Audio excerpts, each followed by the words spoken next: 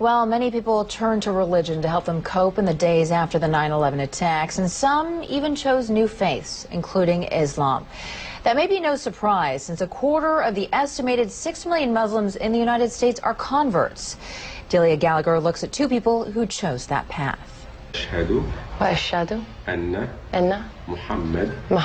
Allison Poole says this phrase 3 times in Arabic, and then in English. There is no God but God. And I bear witness that Muhammad is the messenger of God. And her conversion ceremony is complete. She's now a Muslim. Moments later, she'll marry Sammy and become Allison El Gamal. But Allison, who was raised a Southern Baptist in North Carolina, says faith, not marriage, made her want to become a Muslim.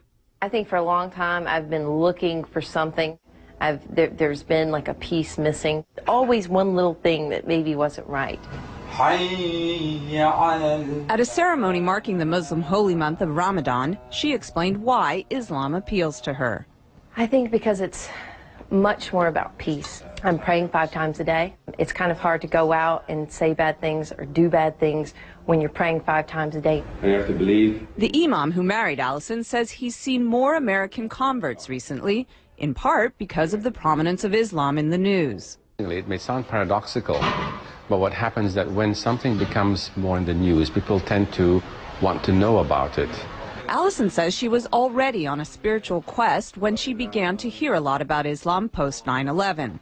Barbara Cardebuke, another recent Muslim convert, says 9/11 also played a part in her conversion. After 9/11, I thought this is the time when people really have to start looking for real answers to get away from everybody fighting back and war. You have to start looking towards God. Barbara says through Islam she found a one-on-one relationship with God she was unable to find as a Roman Catholic. I always felt when you go to church you're praying to Jesus or you're doing Hail Marys. You're not, I used to think, well, where's God? She says her family has been mostly supportive of her conversion.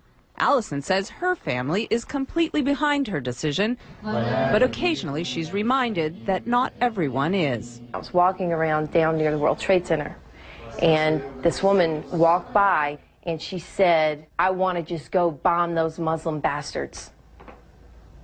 And I heard her say it, and it really struck me, because I was like, you know what, that's me. This is something that's brought me a peace that I've never known. And it's still so misunderstood.